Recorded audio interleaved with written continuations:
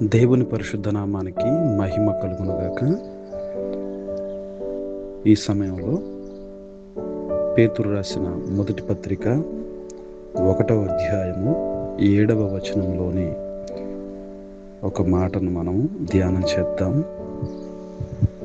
నశించిపోవు సువర్ణము అగ్ని పరీక్షల వలన శుద్ధపరచబడుచున్నది కదా, దానికంటే అమూల్యమైన మీ విశ్వాసము ఈ శోధనల చేత పరీక్షకు నిలిచినదై యేసుక్రీస్తు ప్రత్యక్షమైనప్పుడు మీకు మెప్పుయు మహిమయు ఘనతయు కలుగుటకు కారణమగును.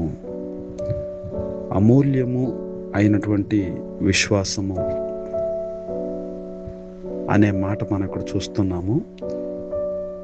మన విశ్వాసాన్ని ప్రభువు అమూల్యమైనదిగా, అనగా ఎంతో విలువైనదిగా, అసలు దానికి వెల పెట్టలేనంత గొప్పదిగా ప్రభువు ఎంచుతున్నాడు.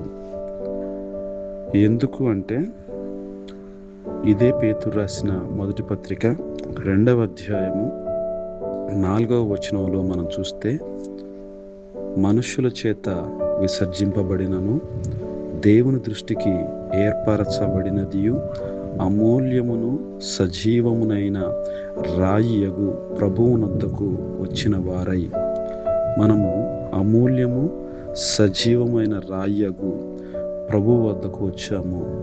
మన ఈ విశ్వాసము అమూల్యమైన మన ప్రభు అయిన యేసుక్రీస్తు ద్వారా మనం పొందుకున్నాము. అనగా దేవుని సజీవమైన వాక్యం ద్వారా మనము ఈ విశ్వాసాన్ని పొందుకోవచ్చు. ఈ విశ్వాసాన్ని ప్రభువు అమూల్యమైనదిగా ఎంచుతున్నాడు. ఈ విశ్వాసం ద్వారా మనము మొదట ప్రభువునందు విశ్వసించి రక్షణ పొందాము. భక్తిలో కొనసాగుతుండగా ఈ విశ్వాసం ద్వారా, అనగా పరిశుద్ధాత్మ ఇచ్చే తన వాక్యం ద్వారా పరిశుద్ధాత్ముడు ఇచ్చే ఈ విశ్వాసం ద్వారా మనము గొప్ప కార్యాలు సాధించవచ్చు. కాబట్టి మీ విశ్వాసాన్ని ఎన్నడూ కూడా బలహీనపరచనివ్వకండి.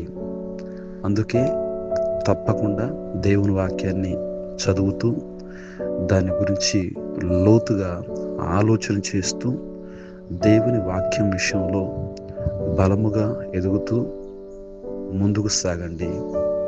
దేవుడు మీ విశ్వాసాన్ని బట్టి మిమ్మల్ని అత్యధికంగా దీవించి ఆశీర్వదించునుగాక.